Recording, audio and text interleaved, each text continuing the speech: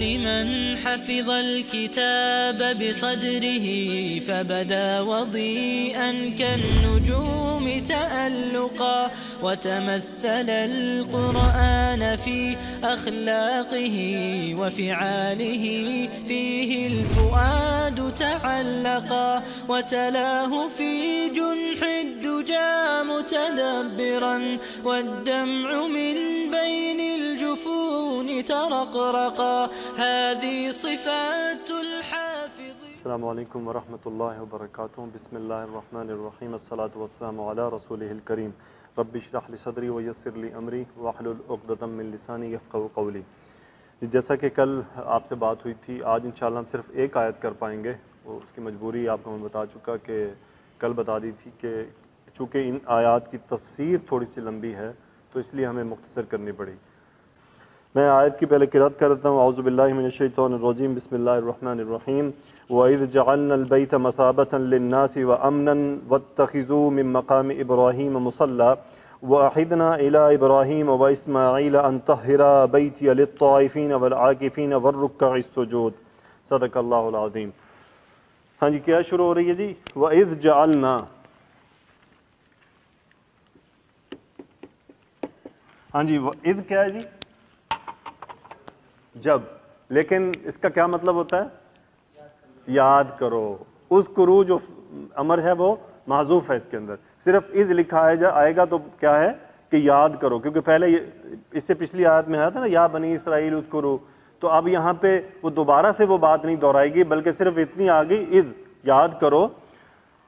وَإِذْ آگے کیا ہے جی؟ وَإِذْ جَعَلْنَا الْبَيْتَ. اچھا یہاں تک. وَإِذْ جَعَلْنَا، اور یاد کرو جعلنا کون سا فعل ہے؟ ماضی یا مضارع؟ ماضی. اور جیم عین لام مادہ، اور صیغہ کون سا ہے؟ جمع متکلم. فاعل کون ہے؟ نحنو. جعلنا مطلب کیا ہوتا ہے؟ بنانا. ہم نے بنایا. فاعل اس کا نحنو. مفعول کیا ہے جی؟ منصوب. جعلنا البیت، ہم نے بنایا کیا؟ گھر کو. جعلنا البیت. اچھا اب گھر کو کیا بنایا؟ اب اس کا حال آ رہا ہے. مثابتاً. مثابتاً دیکھیں یہ بھی نصب ہے. اب یہ اس گھر کو بنانے کا حال آ رہا ہے کہ گھر کو کس حال میں بنایا. گھر کیا ہے؟ بیت اللہ. مثابتاً کا مطلب ہوتا ہے ایسی جگہ جہاں بار بار لوٹا جائے. ایسی جگہ جہاں بار بار لوٹا جائے. تو اب ترجمہ کیا بنے گا؟ ہم نے گھر کو بنایا بار بار لوٹنے کی جگہ. مثابتاً. اچھا کس کے لیے بنایا؟ للناسی. اب دیکھیں لام حرف جر، ناسی جر چلا گیا، مجرور ہو گیا، اور متعلق فعل. کس کے لیے بنایا؟ لوگوں کے لیے. اب ترجمہ شروع سے کریں. اور یاد کرو جب ہم نے بنایا گھر کو لوگوں کے لیے بار بار لوٹنے کی جگہ. اور مزید کیا بنایا؟ واہ امنن. اور کیا بنایا؟ اب یہ اس کا عطف مثابتاً پہ ہے، یعنی مثابتاً و امنن، لوٹنے کی جگہ اور امن والی. امنن اور امن والی جگہ، یعنی وہاں پہ کیا آپ کو امن ملے گا. امن والی جگہ بنایا. آگے کیا ہے جی؟ اب یہ امر ہے. واتخذوا.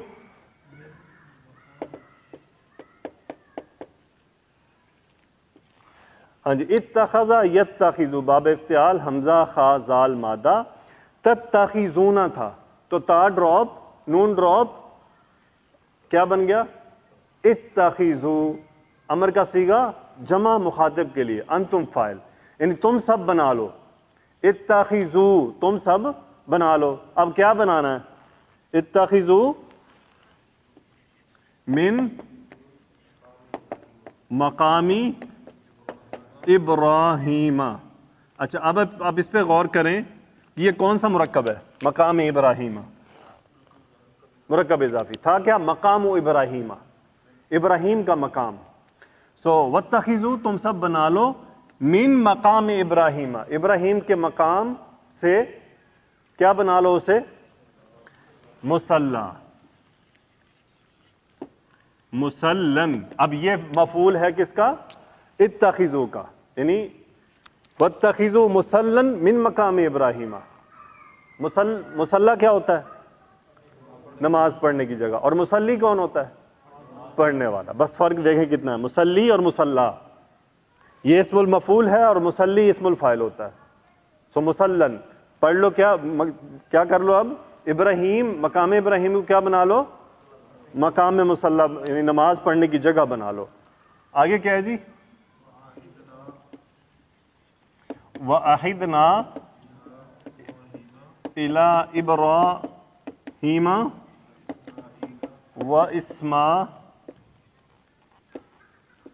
وَإِسْمَاعِيلَ. یہاں تک دیکھیں. واو حرف عطف اور عہدنا، آئن ہا اور دال مادہ. عہدہ، عہدنا کون سا فعل ہے؟ ماضی مضارع، ماضی، اور جمع متکلم کا صیغہ. فاعل کون؟ نحن. عہدنا ہم نے وعدہ لیا، ہم نے وعدہ لیا یا وعدہ کیا کیا؟ الی ابراہیم. دیکھیں الی حرف جر، ابراہیم اب مجرور ہے کہ منصوب ہے؟ مجرور ہے، لیکن زبر نظر آ رہی ہے آپ کو. اور اسماعیلہ بھی کیا ہے؟ مجرور ہے، واو حرف عطف. یعنی ہم نے ابراہیم اور اسماعیل علیہم السلام سے کیا کیا؟ وعدہ لیا. کس بات کا وعدہ لیا؟ اب ان سے جو وعدہ لیا گیا ہے اس کی بات آ رہی ہے. کیا وعدہ ہے جی؟ ان طہرا. تو ہاں را مادہ باب تفعیل.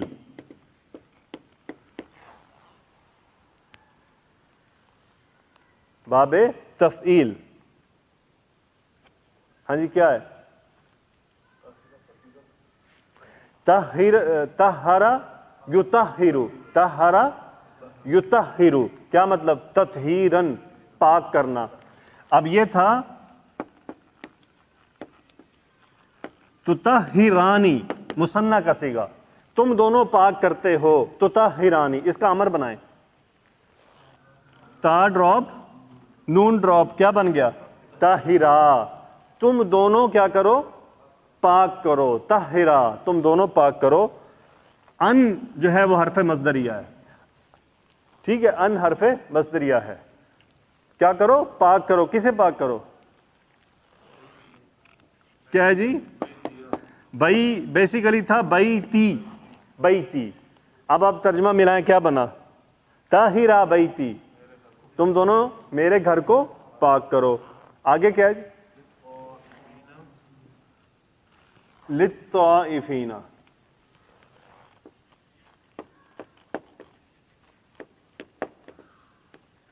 للطائفین.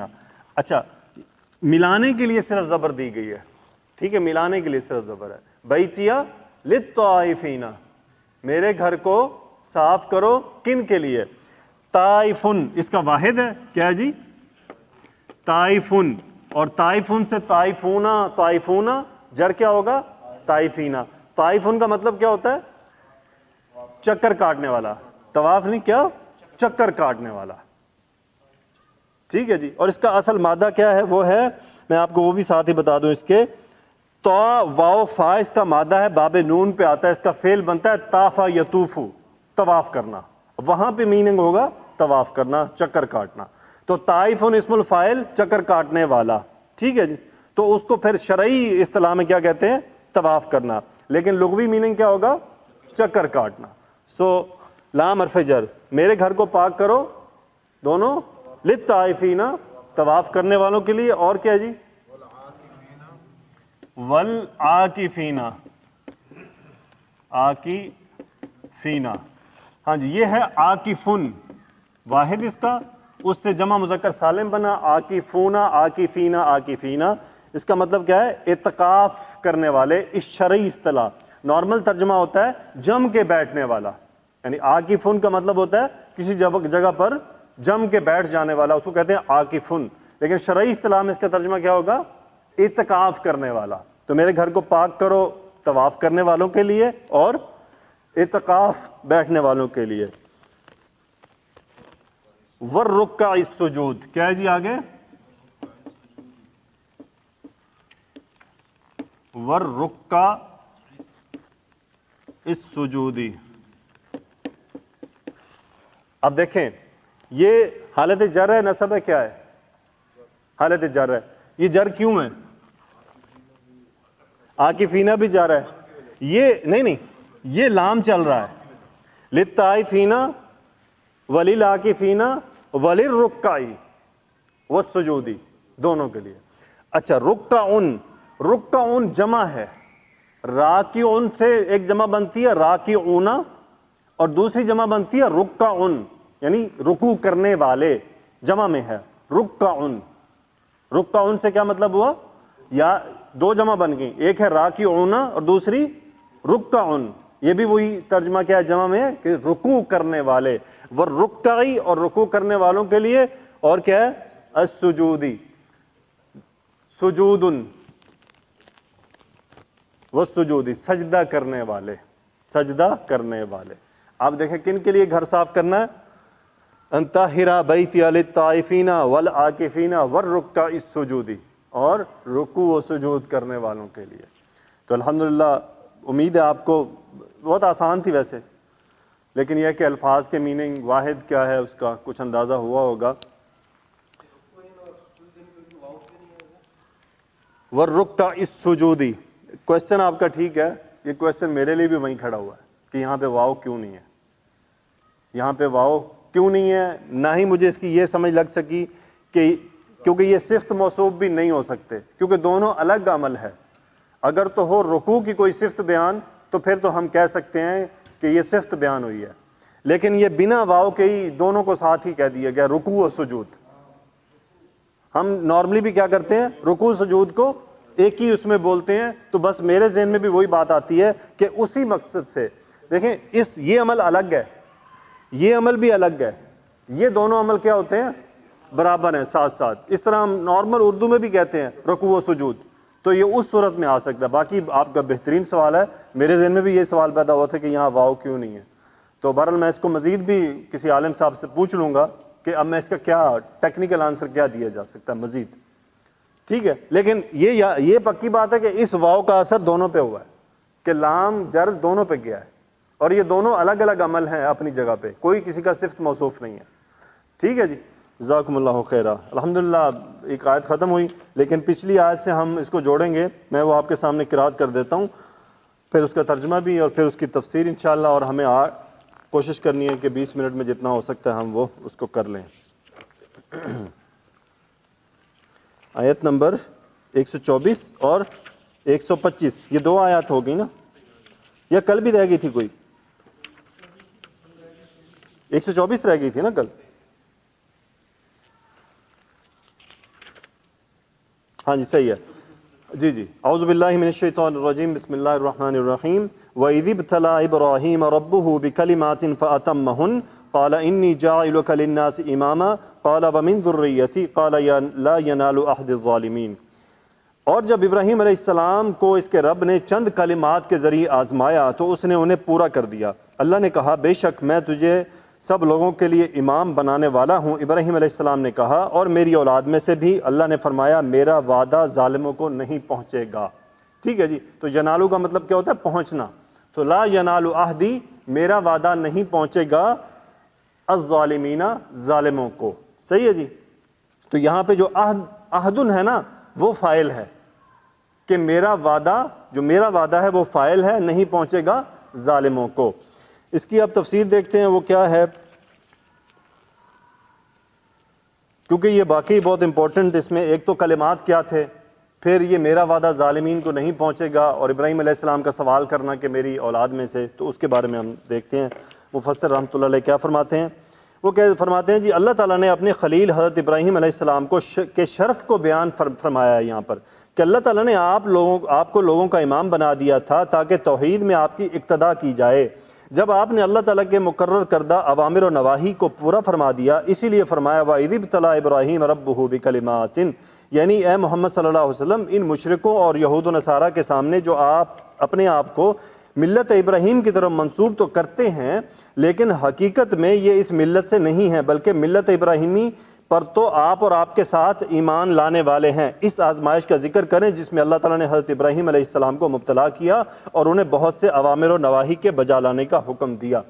یعنی بیسیکلی رسول اللہ صلی اللہ علیہ وسلم تک بات پہنچائی گئی کہ جو آپ کے ساتھی ہیں کہتے تو یہ ہیں کہ ہم دین ابراہیمی پہ ہیں، لیکن یہ دین ابراہیمی پر بھی نہیں ہے، بلکہ دین ابراہیمی پر تو اصل میں آپ ہیں اور آپ کے پیروکار ہیں کہ وہ توحید پرست ہیں۔ آگے فرماتے ہیں فَأَتَمَّهُنَّ، تو وہ ان میں پورے اترے، یعنی ابراہیم علیہ السلام نے ان تمام احکام کے مطابق عمل کر دکھایا جیسا کہ ارشاد باری تعالیٰ ہے وَإِبْرَاهِيمَ الَّذِي وَفَّى، سورہ نجم، اور ابراہیم کے صحیفوں میں جنہوں نے حق کے طاعت اور رسالت پورا کیا، یعنی انہوں نے ان تمام احکام کے مطابق عمل کیا جو اللہ تعالیٰ نے ان کے لیے مشروع کیے، صلوات اللہ علیہ۔ اور ارشاد باری تعالیٰ ہے ان ابراہیم کان امۃ قانتا للہ حنیفا ولم یک من المشرکین شاکرا لانعمہ اجتباہ وہداہ الی صراط مستقیم وآتیناہ فی الدنیا حسنہ وانہ فی الآخرۃ لمن الصالحین ثم اوحینا الیک ان اتبع ملۃ ابراہیم حنیفا وما کان من المشرکین، سورہ نحل۔ بے شک ابراہیم علیہ السلام لوگوں کے امام اور اللہ کے فرمانبردار تھے جو ایک طرف کے ہو رہے تھے اور مشرکوں میں سے نہ تھے، اس کی نعمتوں کے شکر گزار تھے، اللہ تعالیٰ نے ان کو برگزیدہ کیا تھا اور اپنی سیدھی راہ پر چلایا تھا، اور ہم نے ان کو دنیا میں بھی خوبی دی تھی اور وہ آخرت میں بھی نیک لوگوں میں سے ہوں گے۔ پھر ہم نے آپ کی طرف وہی بھیجی کہ دین ابراہیم کی پیروی اختیار کریں جو ایک طرف کے ہو رہے تھے اور مشرکوں میں سے نہ تھے، اور فرمایا قل اننی ہدانی ربی الی صراط مستقیم دینا قیما ملت ابراہیم حنیفا وما کان من المشرکین، اے نبی کہہ دیجئے مجھے میرے پروردگار نے سیدھا رستہ دکھا دیا ہے، یعنی صحیح اعلیٰ اقدار کے حامل دین کا، ایک رب کے پرستار ابراہیم کے طریق کا، اور وہ مشرکوں میں سے نہ تھے، اور فرمایا ما کان ابراہیم یہودی ولا نصرانی ولکن کان حنیفا مسلما وما کان من المشرکین ان اولی الناس ابراہیم للذین اتبعوہ وہذا النبی والذین آمنوا واللہ ولی المؤمنین، سورہ آل عمران۔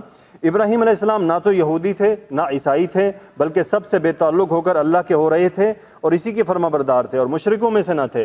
بے شک ابراہیم علیہ السلام سے قریب رکھنے والے تو وہ لوگ ہیں جو ان کی پیروی کرتے ہیں، اور یہ پیغمبر آخر الزمان اور جو لوگ ایمان لائے وہ اور اللہ مومنوں کا دوست ہے۔ ارشاد باری تعالیٰ بکلمات، ان سے مراد شرعی احکام یعنی اوامر و نواہی ہیں۔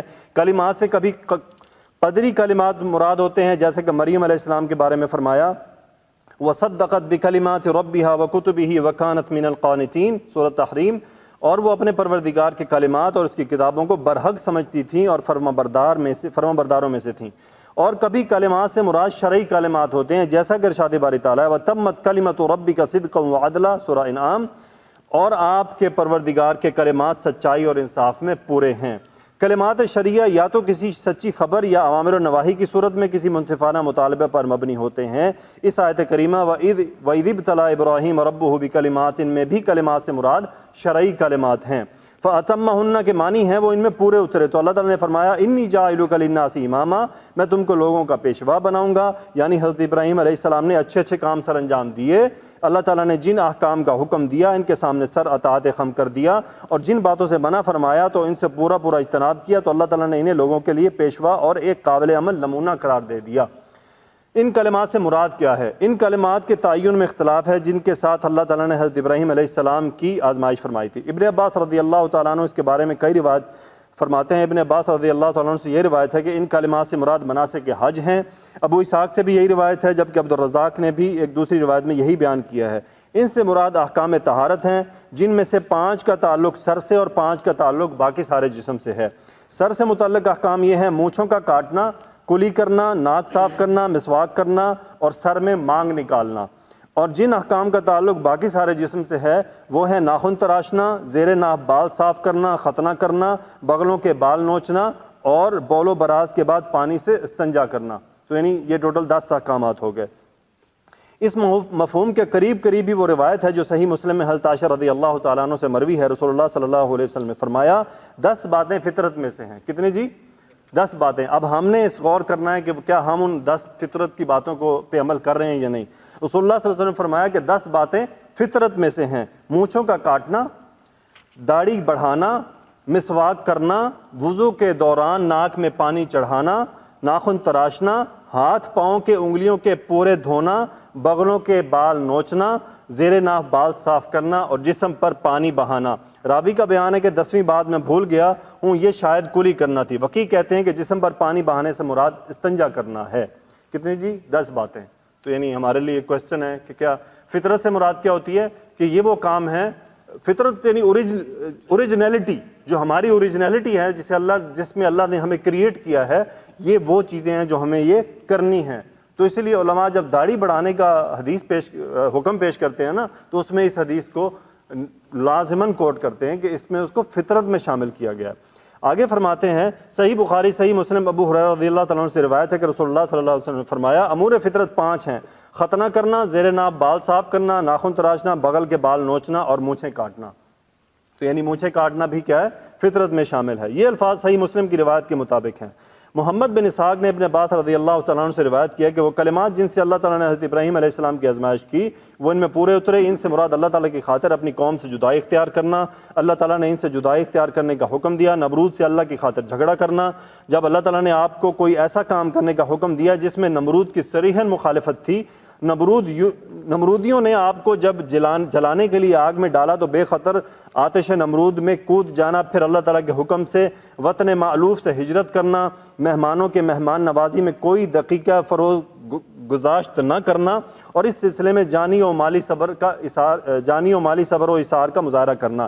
پھر اس سلسلے میں شاید سب سے بڑی ابتلا اور سب سے بڑی آزمائش تو یہ تھی کہ اللہ تعالیٰ نے جب آپ کو حکم دیا کہ اپنے لخت جگر کو قربان کر دو تو آپ نے اللہ تعالیٰ کی محبت کی خاطر اپنے لخت جگر اور نور نظر کو قربان کرنے کے لیے بھی کوئی دریغ نہ کیا۔ جب آپ نے یہ سارے کام پورے کر دکھائے تو ان تمام آزمائشوں اور امتحانوں میں جان سپاری اور تسلیم و رضا کا مظاہرہ کیا تو اللہ تعالیٰ نے فرمایا اسلم قال اسلمت لرب العالمین، سورۃ البقرہ۔ فرما بردار بن جا، تو انہوں نے عرض کیا ہے کہ میں رب العالمین کے آگے سر اطاعت خم کرتا ہوں، خواہ اس میں لوگوں کو چھوڑنا پڑے اور ان کی کیسی ہی مخالفت کیوں نہ مول لینا پڑے۔ علماء فرماتے ہیں کہ ابراہیم علیہ السلام کی جو یہ تمام قربانیاں ہیں بہت بڑی مثالیں ہیں توحید کے لیے سب کچھ قربان کر دینے کی، کہ انہوں نے اپنا سب کچھ قربان کر دیا۔ دیکھیں باپ بھی الگ ہو گیا، اپنا علاقہ بھی چھوڑا، اپنے بیٹے کو بھی قربان کرنے کو تیار ہو گیا، اپنی بیوی کو چھوڑ دیا۔ تو ابراہیم علیہ السلام کی بہت قربانیاں ہیں۔ ظالموں سے اللہ کا عہد نہیں ہے، یعنی اس میں جو اللہ تعالیٰ نے فرمایا، جب ابراہیم علیہ السلام نے فرمایا کہ میری اولاد میں سے، تو پھر اللہ تعالیٰ نے فرمایا کہ میرا وعدہ ظالموں کے لیے نہیں ہے۔ ابراہیم علیہ السلام نے جب عرض کی کہ وَمِن ذُرِّيَّتِي، پروردگار میری اولاد میں سے پیشوا بنا، تو اللہ تعالیٰ نے فرمایا لا ينال عہد الظالمین، میرا وعدہ ظالموں کے لیے نہیں ہوا کرتا۔ یعنی جب اللہ تعالیٰ نے ابراہیم علیہ السلام کو امام بنا دیا تو انہوں نے عرض کی کہ ان کے بعد ان کی اولاد میں سے بھی امام بنے، تو اس کے جواب میں ان سے کہا گیا کہ ان کی اولاد میں سے تو ظالم بھی ہوں گے اور ان سے اللہ تعالیٰ کا کوئی وعدہ نہیں ہے، اور نہ وہ امام بنیں گے نہ ان کی اقتدا ہی کی جائے گی۔ اس بات کی دلیل ان کی یہ دعا قبول کر لی گئی، اور سورہ عنکبوت کی یہ آیت وَجَعَلْنَا فِي ذُرِّيَّتِهِ النُّبُوَّةَ وَالْكِتَابَ، اور ہم نے اس کی اولاد میں پیغمبری اور کتاب مقرر کر دی۔ آپ کے بعد آنے والے ہر نبی کو اللہ تعالیٰ نے آپ کی اولاد ہی میں مبعوث فرمایا، اور اس کے بعد نازل ہونے والی ہر کتاب کو اللہ تعالیٰ نے آپ کی اولاد میں نازل فرمایا، صلوات اللہ وسلامہ علیہ۔ اور ہاں ارشاد باری تعالیٰ قال لا ینال عہد الظالمین میں اللہ تعالیٰ نے اس بات کی خبر بھی دی کہ آپ کی اولاد میں ظالم بھی ہوں گے جن سے امامت اور پیشوائی کا یہ وعدہ نہیں ہے۔ ظالم کو اللہ تعالیٰ آپ کی میراث عطا نہیں فرمائے گا، خواہ وہ آپ ہی کی اولاد میں سے کیوں نہ ہو۔ اسی طرح آپ کی اولاد میں سے محسن بھی ہوں گے جو آپ کی دعوت کے مشن کو سر انجام دیں گے، اور انہیں وہ امامت پیشوائی عطا کی جائے گی جس کی اپنے اولاد میں باقی رہنے کے بارے میں حضرت ابراہیم علیہ السلام نے دعا کی تھی۔ ابن جریر رحمۃ اللہ علیہ نے یہ قول اختیار کیا ہے کہ یہ آیت کریمہ گویا ظاہری طور پر ایک خبر پر مشتمل ہے، اور وہ یہ کہ ظالم سے اللہ کا وعدہ نہیں ہے، وہ اسے امامت عطا فرمائے گا، لیکن اسی آیت میں اللہ تعالیٰ نے حضرت ابراہیم علیہ السلام کو یہ بھی بتا دیا کہ آپ کی اولاد میں کچھ ظالم لوگ ہوں گے۔ ابن خویر مند مالکی رحمۃ اللہ علیہ فرماتے ہیں کہ ظالم شخص خلیفہ، حاکم، مفتی، شاہد اور راوی بننے کا اہل نہیں ہوتا۔ یعنی ظالم شخص جو ہے وہ خلیفہ، حاکم، مفتی، شاہد یعنی گواہ اور راوی بننے کا اہل نہیں ہوتا، یعنی اس سے کوئی روایت نہیں لی جا سکتی۔ آگے ہے جی بیت اللہ کی فضیلت۔ بیت اللہ کی فضیلت بڑا لمبا ٹاپک ہے، بس ہم 10 منٹ مزید 8 بجے تک دیکھتے ہیں جو ہم سے کور ہو سکتا ہے آیت نمبر 125 کی تفسیر ہم مکمل کر جائیں۔ اس کے بعد انہوں نے بہت ساری تفصیل لکھی ہے، دیکھیں گے جو ان میں سے احادیث ہم شیئر کر سکے۔ اگلی آیت ہے جی وَإِذْ جَعَلْنَا الْبَيْتَ مَثَابَةً لِلنَّاسِ وَأَمْنًا وَاتَّخِذُوا مِن مَّقَامِ إِبْرَاهِيمَ مُصَلًّى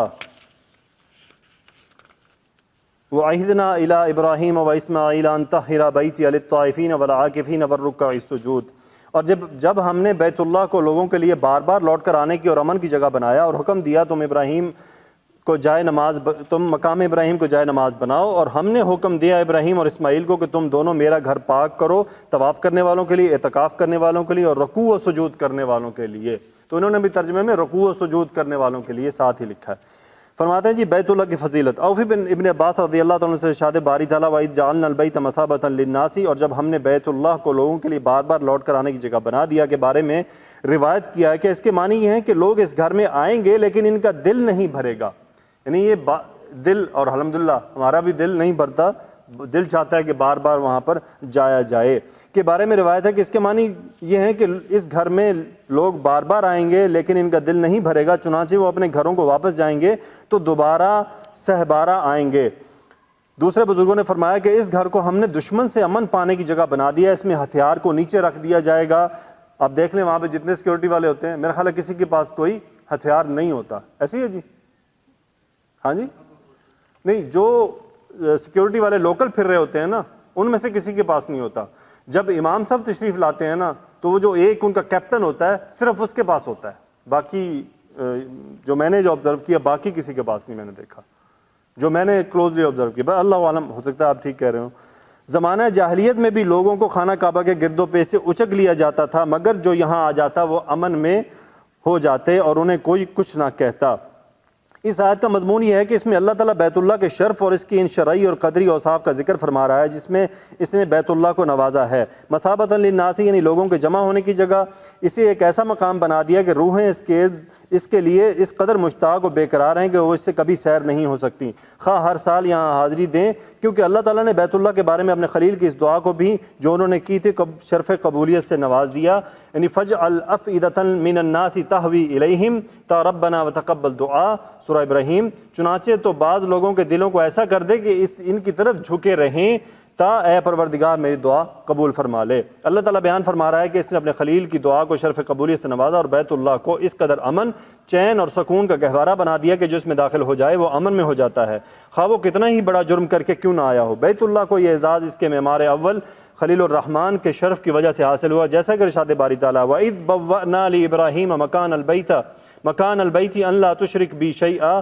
اور یاد کریں جب ہم نے ابراہیم علیہ السلام کے لیے خانہ کعبہ کی جگہ مقرر کر دی اور اسے حکم دیا کہ تو میرے ساتھ کسی کو شریک نہ کر، اور فرمایا ان اول بیت وضع للناس للذی ببکۃ مبارکا وہدی للعالمین فیہ آیات بینات مقام ابراہیم ومن دخلہ کان آمنا، بے شک پہلا گھر جو لوگوں کی عبادت کے لیے مقرر کیا گیا وہی ہے جو مکہ میں ہے، بابرکت اور جہان کے لیے موجب ہدایت ہے، اس میں کھلی ہوئی نشانیاں ہیں جن میں سے ایک ابراہیم کے کھڑے ہونے کی جگہ ہے، جو شخص اس مبارک گھر میں داخل ہوا اس نے امن پا لیا۔ اس آیت کریمہ میں اللہ تعالیٰ نے مقام ابراہیم کی نشاندہی کی اور اس کے بعد نماز پڑھنے کا حکم دیا اور فرمایا وَاتَّخِذُوا مِن مقام ابراہیم مصلی، جس پر مقام ابراہیم میں کھڑے ہوئے تھے اس کو نماز کی جگہ بنا لو۔ اچھا یہاں پہ کچھ غلط فہمی پائی جاتی ہے کہ بعض لوگ کیا کرتے ہیں، وہ جو مقام ابراہیم کی جگہ ہے نا، جو پتھر جہاں پہ رکھا ہوا آپ کے قدم مبارک کی جو نشان ہے، لوگ زبردستی وہاں پہ 2 رکعت پڑھنے کی کوشش کرتے ہیں اس خیال سے دور کہ کسی کو تکلیف ہو۔ پہلی بات یہ کہ مقام ابراہیم کی اوریجنل لوکیشن نہیں ہے، اس کی اوریجنل لوکیشن جو ہے وہ بالکل بیت اللہ کی جو فرنٹ دیوار ہے اس کے پاس تھی۔ ہوا یہ تھا کہ عمر رضی اللہ تعالیٰ عنہ کے دور میں سیلاب آیا تھا اور یہ جو یعنی کئی بار سیلاب آتے رہے، تو یہ جو پتھر تھا یہ اس سیلاب کے ساتھ بہہ جاتا، تو بار بار بہنے کی وجہ سے پھر رش بڑھتا چلا گیا۔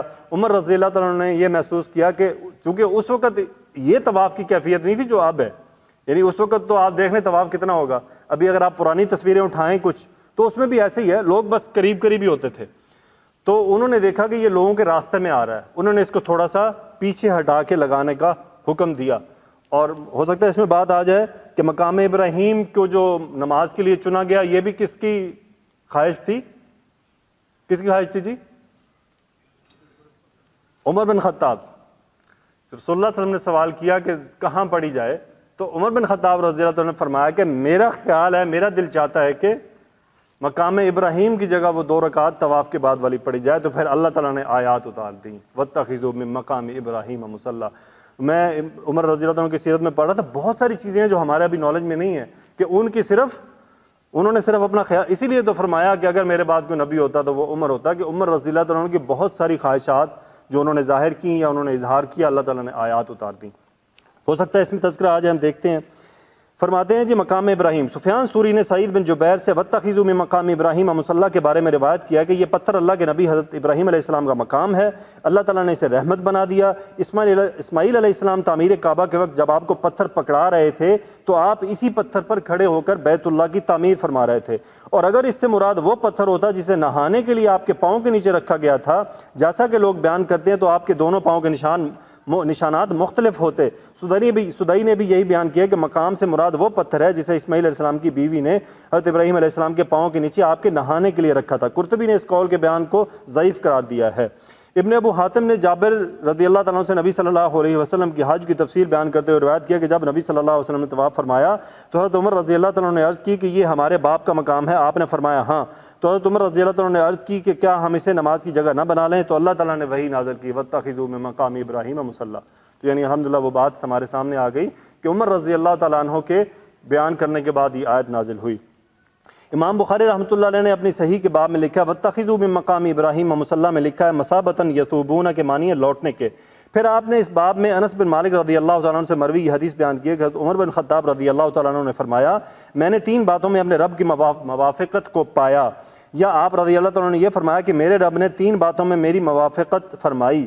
ایک، میں نے عرض کی کہ اے اللہ کے رسول اے کاش آپ مقام ابراہیم کو نماز کے لیے کھڑے ہونے کی جگہ بنا لیں، تو اس موقع پر آیت نازل ہوئی واتخذوا من مقام ابراہیم مصلی۔ دوسری، میں نے عرض کی کہ اے اللہ کے رسول نیک و بد ہر قسم کے لوگ آپ کے پاس آتے ہیں، اس لیے آپ امہات المومنین کو پردے کا حکم دیں، تو اللہ تعالیٰ نے آیت حجاب کو نازل فرما دیا۔ امہات المومنین عمر رضی اللہ تعالیٰ عنہ سے تھوڑا سا نا اس خار کھایا کرتی تھیں کہ یہی ہے وہ جس کی وجہ سے ہمارے اوپر یہ احکامات نازل ہوتے ہیں، تو ان سے کبھی کبھی خیر یہ ان کا پیار محبت کا اظہار تھا، کوئی ایسی نہیں کہ وہ ناراض تھی ان سے۔ کبھی مجھے وہ واقعہ یاد آ گیا پورا تو میں انشاءاللہ سنا دوں گا۔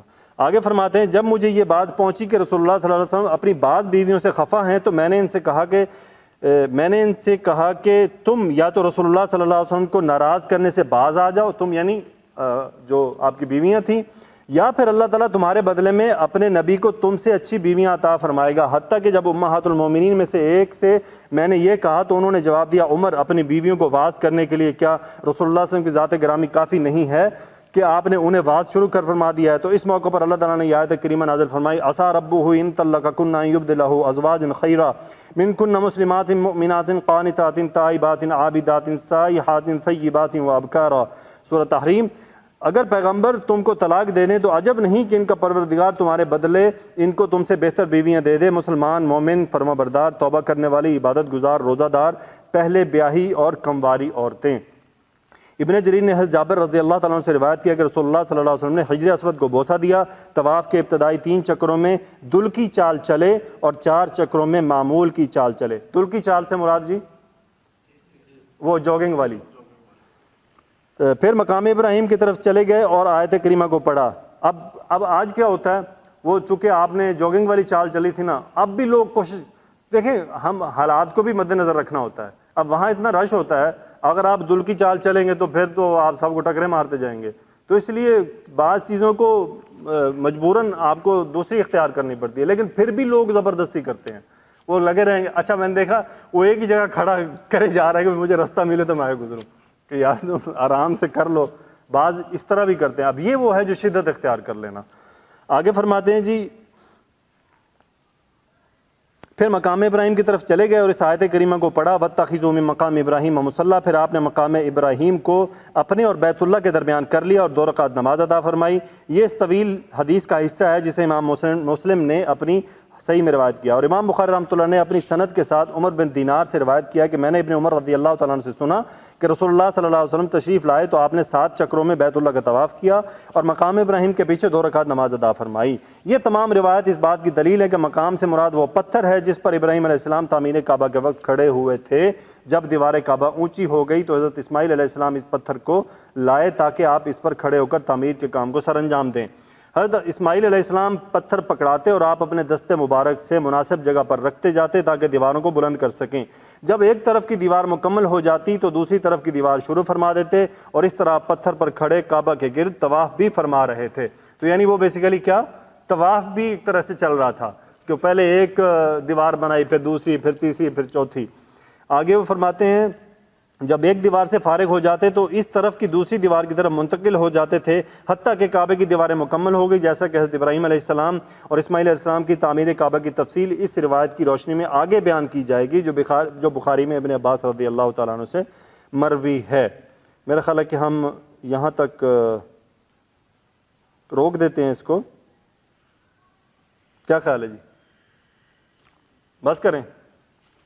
اچھا، یہاں پہ انہوں نے ایک پوائنٹ لکھا ہے،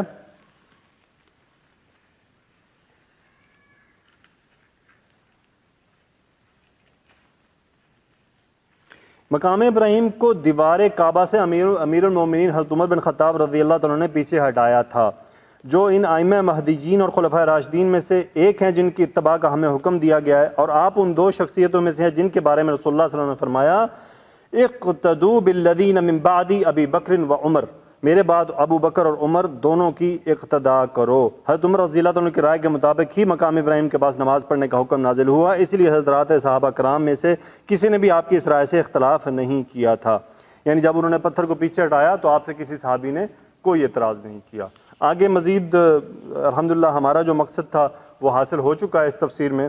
انشاءاللہ ہم اگلی جو آیات کریں گے پھر کل اس کے ساتھ باقی تفسیر دیکھیں گے، میں اس کو سٹڈی کروں گا، جو ہمارے یعنی منیمم ریکوائرمنٹ کو پوری کر جائے گی اس کو ہم شیئر کر لیں گے، کیونکہ وہ کافی لمبی ہے اس کی، تو ہم اس کو شارٹ کر لیں گے انشاءاللہ۔ جزاکم اللہ خیرا، سبحانک اللہم و بحمدک، نشہد ان لا الہ الا انت، نستغفرک و نتوب الیک۔ اللہم صلی علی سیدنا و مولانا محمد و علی آلہ وصحبہ وبارک وسلم، آمین یا رب العالمین۔